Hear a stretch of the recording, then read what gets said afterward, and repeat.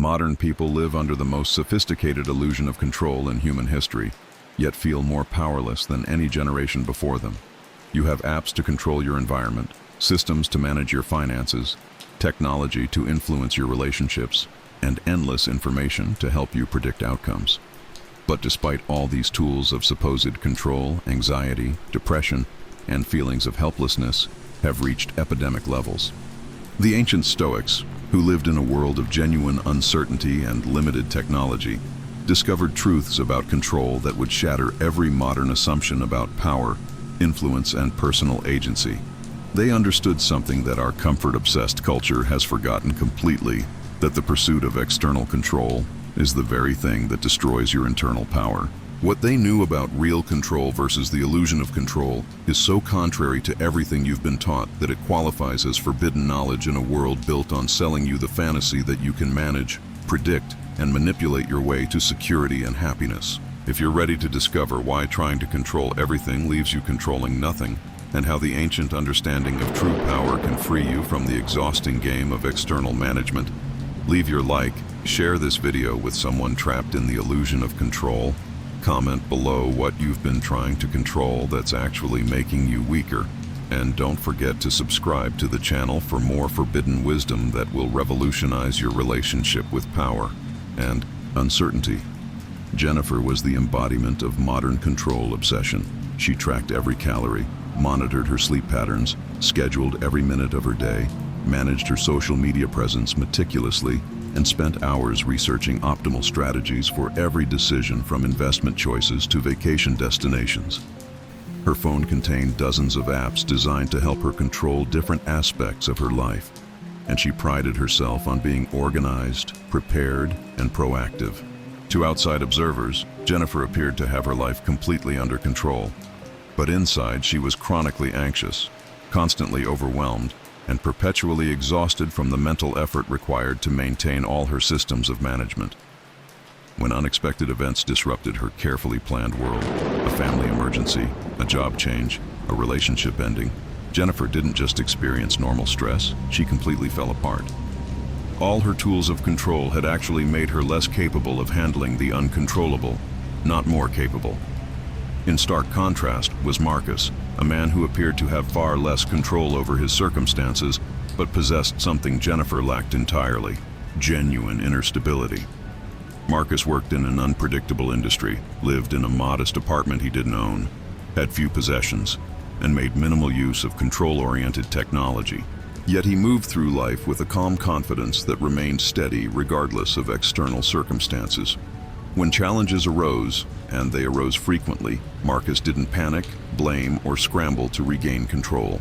Instead, he assessed what aspects of the situation were within his influence and focused his energy entirely there, accepting everything else as information to adapt to rather than problems to solve through control. The difference between Jennifer and Marcus wasn't access to control tools or life circumstances. It was their fundamental understanding of what control actually means and where real power resides. This difference illustrates the most crucial distinction the Stoics made: the difference between control and influence, between what you can command completely and what you can only affect partially. Modern culture has deliberately blurred this distinction because confusion about control makes people better consumers of products, services, and systems that promise to increase their ability to manage external factors. But the Stoics knew that clarity about the boundaries of your actual control is the foundation of all genuine strength and peace.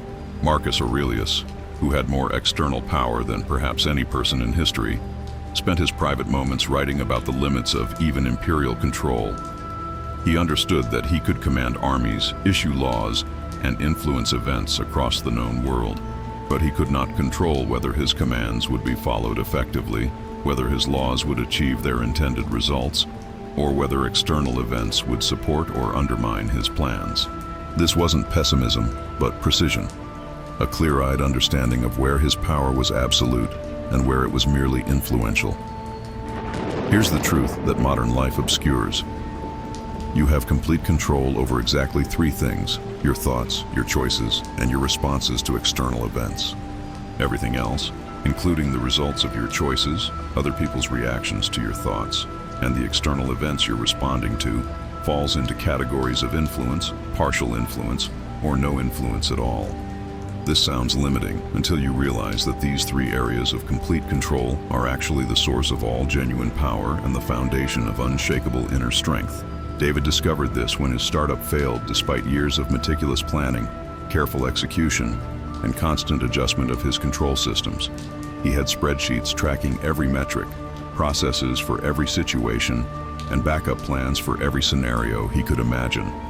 When market conditions shifted unexpectedly and customer preferences changed faster than he could adapt, David's first instinct was to blame his control systems for being inadequate. But through studying Stoic philosophy, he realized the problem wasn't that his systems had failed.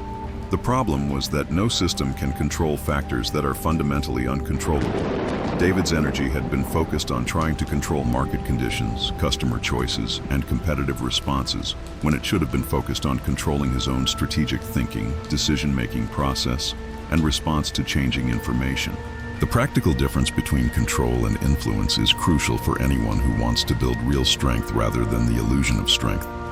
When you try to control things you can only influence, you waste enormous amounts of energy and create chronic frustration when your efforts don't produce guaranteed results. When you focus on controlling what you can actually control completely, your energy is used efficiently and your confidence grows from repeated success in your true domain of power. Sarah learned this distinction when she stopped trying to control her adult daughter's life choices and started focusing on controlling her own responses to those choices. For years, Sarah had been anxious, manipulative, and constantly stressed trying to influence her daughter's career decisions, relationship choices, and lifestyle preferences. Every conversation became a subtle attempt to control outcomes that were fundamentally outside Sarah's power.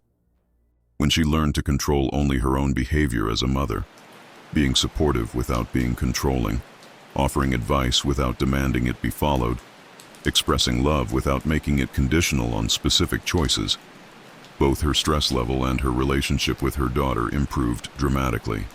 The most insidious aspect of modern control obsession is how it creates dependency on external factors for your sense of security and competence. Every system you use to control external factors becomes a potential point of failure that can undermine your confidence when it doesn't work as expected. Every tool you depend on for managing circumstances becomes a source of anxiety when it's not available. Every strategy you use for predicting outcomes becomes a source of frustration when reality doesn't conform to your predictions. The Stoics understood that true security comes from developing internal resources that don't depend on external tools, systems, or circumstances.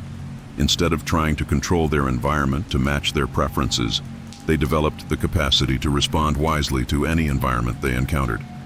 Instead of depending on prediction and planning to avoid difficulties, they built the strength to handle whatever difficulties arose.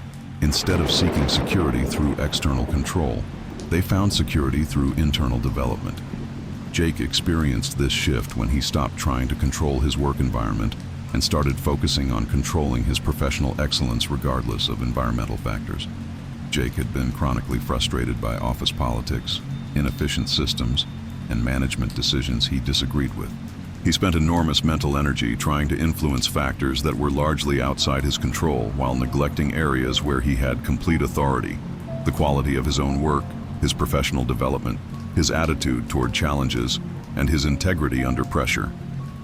When Jake redirected his energy toward these controllable factors, not only did his job satisfaction increase, but his actual influence in the workplace grew because he was no longer wasting energy on futile attempts at external control.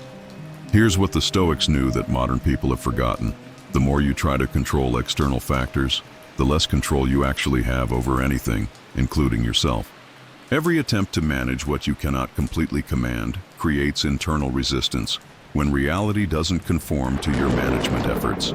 This resistance wastes mental energy, creates emotional instability, and prevents you from responding effectively to actual circumstances as they arise.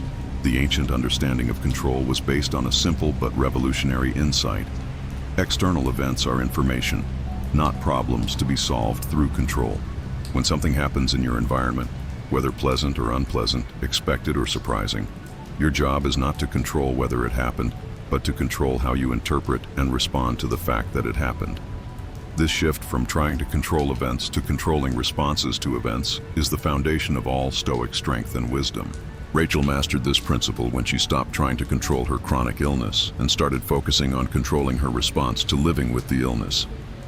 For months, Rachel had exhausted herself researching treatments, trying different therapies, and constantly monitoring her symptoms in an attempt to control her health outcomes. While appropriate medical care was important, her obsessive focus on controlling the uncontrollable aspects of her condition was actually making her life worse. When she learned to control her attitude toward the illness, her daily choices within the constraints it created, and her commitment to living meaningfully regardless of physical limitations, Rachel found a peace and effectiveness that her previous control-focused approach had never provided. The most profound aspect of true control understanding is how it transforms your relationship with uncertainty. Instead of seeing uncertainty as a threat to be eliminated through better control systems, you begin to see uncertainty as the natural state of existence that requires adaptability rather than predictability. Instead of measuring your strength by how much you can control externally, you measure it by how well you can maintain internal stability regardless of external conditions. This doesn't mean becoming passive or abandoning all efforts to influence your circumstances. The Stoics were among history's most accomplished and influential people, precisely because they understood the difference between effective influence and futile control attempts. When you stop wasting energy trying to control the uncontrollable, you have much more energy available for excellence in areas where you do have complete authority. Adam proved this when he stopped trying to control his team's individual performances and started focusing on controlling his own leadership excellence. As a manager, Adam had been micromanaging, constantly checking on progress and feeling personally responsible for every team member's success or failure. This approach created resentment among his staff while leaving Adam chronically stressed about factors largely outside his control. When he learned to control his own leadership behavior, providing clear direction, offering appropriate support, maintaining consistent standards, and responding constructively to both success and failure, his team's performance actually improved while his stress levels decreased dramatically. The forbidden nature of this ancient knowledge stems from its implications for modern systems of power and commerce. If people truly understood the boundaries of their actual control, they would stop buying products and services that promise to increase their ability to manage uncontrollable factors. They would stop seeking security through external manipulation and start building it through internal development. They would become far less dependent on institutions, experts, and authorities who claim to help them control what cannot actually be controlled. A population that understands real control versus the illusion of control becomes very difficult to manipulate through fear of losing external security or promises of gaining external power. Such people make decisions based on their own values and judgment rather than on experts' predictions about uncontrollable outcomes. They pursue goals based on the inherent value of excellent effort rather than on guaranteed results they cannot actually guarantee. Olivia discovered this independence when she stopped trying to control her retirement security through perfect financial planning and started focusing on controlling her relationship with money, work, and lifestyle choices. While appropriate financial planning remained important, Olivia's obsessive focus on controlling her financial future through optimal investment strategies had created chronic anxiety about factors largely outside her influence: market performance, economic conditions, political changes, and health costs decades in the future.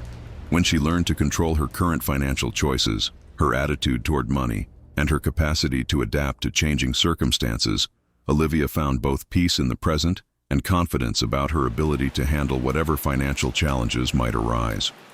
The ultimate insight about control that the Stoics possessed is that real power comes from the complete acceptance of your limitations, combined with the total commitment to excellence within those limitations. This paradox, embracing powerlessness over external factors while exercising complete power over internal factors, is the source of the unshakable strength that characterized Stoic practitioners throughout history. Every moment you spend trying to control what you cannot control is a moment stolen from excellence in areas where you have complete authority. Every emotion you waste on uncontrollable outcomes is emotion unavailable for appropriate responses to controllable choices. Every mental effort you expend on managing external factors is mental energy that could be invested in developing internal resources that no external change can diminish or destroy.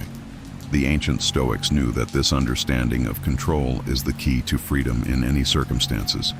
Political oppression, economic hardship, relationship difficulties, health challenges, or any other external constraints. When you know what you can and cannot control, external constraints become simply the context within which you exercise your real power, rather than barriers that prevent you from being powerful. This knowledge transforms everything about how you approach life's challenges. Instead of asking, "How can I control this situation?" you ask, "How can I respond excellently to this situation?" Instead of measuring success by external outcomes you influence partially, you measure it by internal choices you control completely. Instead of seeking security through external management, you build it through internal development that remains available regardless of what external changes occur. The choice, as always, is entirely yours. You can continue the exhausting pursuit of external control while remaining internally powerless, or you can begin the liberating practice of internal control while becoming truly independent of external circumstances for your strength, peace, and sense of capability. The Stoics proved that the second path leads not only to greater happiness, but to greater effectiveness in influencing the external world, precisely because your energy is no longer wasted on futile attempts to control what cannot be controlled.